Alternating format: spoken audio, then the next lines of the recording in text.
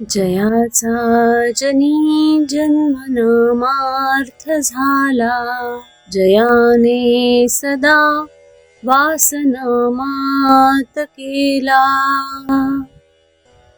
जयाच्या मुखी सर्वदा नाम कीर्ती, नमस्कार त्या ब्रह्म चैतन्य मूर्ती. सद्गुरुनाथ महाराज की जय. सद्गुरु श्री ब्रह्मचैतन्य महाराज गोंदवलेकर यांचं प्रवचन. मी कोणीतरी आहे ही वृत्ती घातक. 19 जून. पुष्कळ लोकांच्या अडचणी ऐकून असा विचार मनात आला की जगातल्या सर्व दुःखांचे मूळ देहदुःख आणि पैशाची टंचाई ह्यात मुख्यतः साठविलेले आहे. या दोन्ही गोष्टीत जर मदत करता आली तर पुष्कळ लोकांना सुखी करता येईल असे वाटू लागले आणि त्या दृष्टीने विचार सुरू झाला. पैशाचा विचार करता असे दिसले की आपण लंगोटी घातलेली, जवळ पैसा नाही आणि त्याचा लोभही नाही. आता दुसऱ्याला पैसा द्यायचा म्हटले म्हणजे त्याचा प्रथम आपल्या ठिकाणी लोभ उत्पन्न केला पाहिजे, तरच तो मिळवावा अशी बुद्धी उत्पन्न होईल. नंतर पैसे मिळविणे आणि त्याच्यानंतर तो गरजवंताला देणे.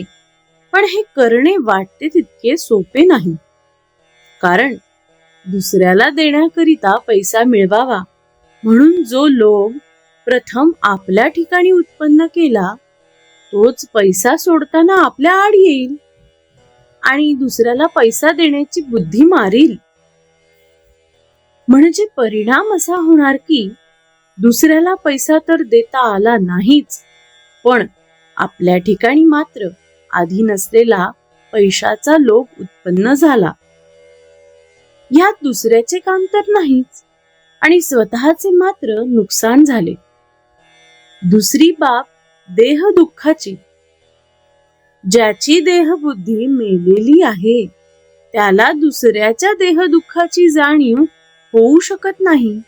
म्हणजे दुसऱ्याचे देह दुःख नाहीसे करावे अशी बुद्धी होण्याकरिता स्वतःच्या ठिकाणी देहबुद्धी जागृत करावी लागेल. समजा इतके केले आणि दुसऱ्याचे देह दुःख निवारले तरी त्याला पुन्हा देह दुःख भोगावे लागणारच नाही असे कसे होईल? आज झालेली पोटदुखी बंद केली तरी कालांतराने त्याला ताप किंवा इतर आजार येणारच नाही असे कसे होऊ शकेल? म्हणजे देहदुःख कायमचे टाळता येत नाही आणि पैसाही देता येत नाही. अशाने जगाला सुखी तर करता येत नाहीच, पण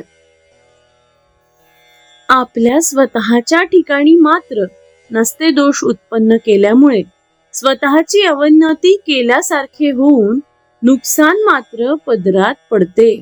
म्हणून रामाची प्रार्थना केली की असल्या गोष्टी करण्याची शक्ती आणि बुद्धी मला देऊ नकोस. बालपणाची सरळ वृत्ती नाहीशी व्हायला 2 मोठी कारणे आहेत. एक पैसा आणि दुसरे विद्या.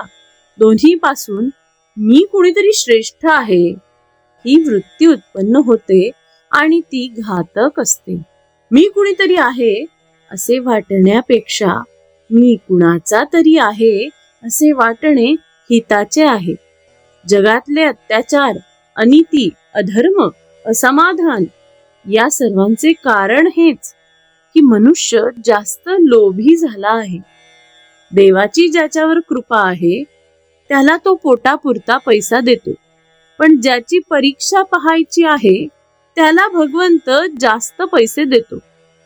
आपल्याला हव्या त्या गोष्टी देण्यामध्ये भगवंताची खरी कृपा नसून असेल त्या परिस्थितीमध्ये आपले समाधान टिकणे ही त्याची कृपा होय. आपल्याला हव्या त्या गोष्टी देण्यामध्ये भगवंताची खरी कृपा नसून असेल त्या परिस्थितीमध्ये आपले समाधान टिकणे ही त्याची कृपा होय. समाधी पाहता समाधान होते, तनु कष्टवी त्यास आनंद देते. मनी भाविता कामना पूर्ण होती, नमस्कार त्या ब्रह्मचैतन्य मूर्ती. नामस्मरे निरंतर, ते जाणावे पुण्य शरीर. महादोषांचे गिरीवर, रामनामे नासती. सद्गुरुनाथ महाराज की जय. श्री अनंत कोटी ब्रह्मांड नायक, राजाधिराज सच्चिदानंद सद्गुरु श्री ब्रह्मचैतन्य महाराज की जय. जय जय रघुवीर समर्थ.